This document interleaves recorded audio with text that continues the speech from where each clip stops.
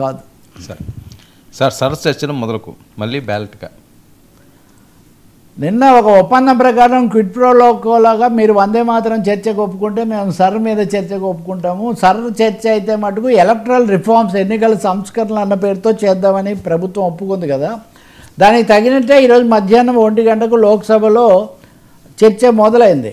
Special ఇది election ఇది special intensive revision అన్న దానికి సర్ ప్రక్రియ మీద కాంగ్రెస్ సభ్యుడు మనీష్ తివారీ చాలా తీవ్రస్థాయిలో దీన్ని ఆయన మనకు తెలుసు కదా, ఆయన ధోరణి, ఆయన తీవ్రంగానే మాట్లాడుతూ ఇదంతా ఒక మోసపూరితమైంది, రాజ్యాంగ విరుద్ధమైంది, రాజ్యాంగంలో ఎక్కడ ఈ సర్ అనే దానికి ప్రొవిజన్ లేదు.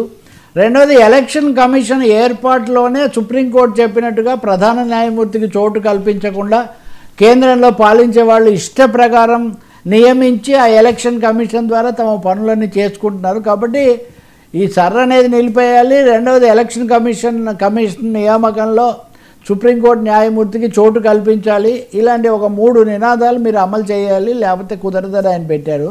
అంతకంటే ముఖ్యమైనది ఏమంటే ఈ ఈవీఎంలను వదిలేసి బ్యాలెట్కు మనం గో బ్యాక్ టు బ్యాలెట్స్. ఈ ఈవీఎంల మీద చాలా తీవ్రమైన సందేహాలు ఇవన్నీ కూడా కలుగుతున్నాయి. కాబట్టి మళ్ళీ బ్యాలెట్ పేపర్లకు పోవాలని మేము కోరుతున్నాం. మీకు తెలుసు చాలా దేశాల్లో అమెరికాతో సహా ఇప్పటికీ బ్యాలెటే వాడుతున్నారు. సో బ్యాలెట్కి వెళ్ళాలి. బ్యాలెట్కి వెళ్ళినా ఈవీఎంలు వాడినా ఈ ఏకపక్షమైనటువంటి పద్ధతులు, పాలక పార్టీకి మేలు చేసే పద్ధతులు మటుకు మేము ఒప్పుకోము అని చాలా తీవ్ర స్థాయిలో దాడి చేశారు, విమర్శ కూడా చేశారు. ఇంకా విశేషం ఏమంటే ఎన్డీఏ కూటమి సభ్యులు అమిత్ షా కూడా ఏదో ఒక దశలో మాట్లాడినట్టున్నాడు. కిరణ్ రిజిజు మాట్లాడాడు, పార్లమెంటరీ మంత్రి.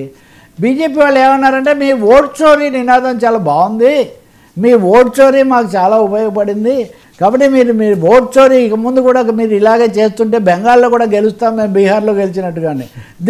దీన్ని ఎలా అర్థం చేసుకుంటారు అంటే బీహార్లో చేసిన ఓట్ చోరీ బెంగాల్లో కూడా చేస్తామని వాళ్ళు చెప్తున్నారా?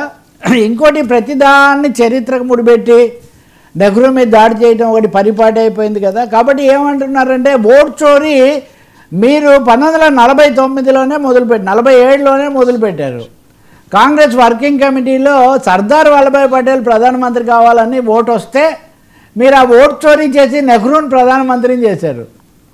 చాలా విచిత్రమైన ఎక్కడికెక్కడికో పోతున్నాయి ఇవి. కానీ దీని మీద మటుకు చాలా విస్తృతమైన చర్చ జరగబోతుంది. అఖిలేష్ యాదవ్ కూడా దీని మీద మాట్లాడారు. తర్వాత చాలామంది ప్రాణాలు కోల్పోతున్నారు ఈ క్రమంలో, సిబ్బంది కూడా ఈ క్రమ పద్ధతిలో లేదు అని కూడా ఆయన చెప్తున్నారు. సో ఈ సర్ మీద చర్చ ఒకటి ఆరోగ్యకరంగా జరిగి ఒక సహేతుకమైన పరిష్కారం వైపు, దీన్ని ఒక విధంగా చెప్పాలంటే దీన్ని విరమించటం లేదా మరింత అందరినీ కలుపుకొని జరపడం చేయాలి. పని భారం భయంకరంగా ఉంది. ఇప్పటికి 35 మంది చచ్చిపోయారు, 35 మంది. సో దీనికోసం ఇలా చేయాలి అలా చేయాలంటున్నారు. కాబట్టి అది కూడా జరగటం లేదు. ఏమవుతుందో మనకు తెలియదు. బట్ సర్ అనేది లోక్సభలో చర్చించడం మటుకు ప్రతిపక్షాలకు ఒక విజయమే. ఎందుకంటే ఇప్పటికీ బీహార్తో సహా ఎక్కడ ఏ విషయం చర్చకు రాకుండా దీన్ని దాటేస్తూ వచ్చారు. కానీ ఇంకా అదేమాత్రం సాధ్యం కాదు. కాబట్టి ఇప్పుడు తప్పనిసరి ఈ చర్చకు ఒప్పుకున్నారు. ఈ చర్చ అయిపోయే లోపల ఇంకెన్నెన్ని దాడులు జరుగుతాయో, ఎన్నెన్ని ఉద్రేకాలు వస్తాయో మనకు తెలీదు. లోక్సభలో నిన్న ఈరోజు కూడా, ఇప్పుడు ఇదే సమయంలో రాజ్యసభలో ఈరోజు వందే మాత్రం మీద చర్చ జరుగుతుంది. ఇది కూడా ఎన్నికలే. ఉదాహరణకు వందే మాత్రం చర్చ బెంగాల్ ఎన్నికలు గెలవడానికే అని ప్రియాంక గాంధీ చాలా సూటిగా చెప్పేశారు. ఇంకా బెంగాల్ ఎన్నికలు గెలవాలంటే మీరు వందే మాత్రం వాళ్ళది కాబట్టి అది పెడితే వాళ్ళు ఓట్లు వేస్తారని. సరే బెంగాల్ ప్రజలు ఈ 75 ఏళ్ళ నుంచి కూడా చూస్తూనే ఉన్నారు కదా. ఇప్పటికిప్పుడు వాళ్ళలో అంత మార్పు వచ్చేది ఏముంటుంది. కానీ ఒకటైతే ఈ చర్చలో ఒకటి కనపడింది. వందే మాత్రం చర్చ ద్వారా ప్రియాంక గాంధీ ఇది emerging as voice and face of Congress party along with Rahul Gandhi.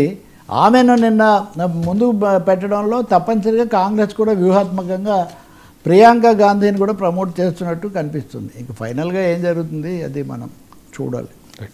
Sir చైనాకు ఇండియా తాకీదు, ఇండియాకు చైనా స్నేహహస్తం, రష్యా ఒప్పందానికి ఒక పక్క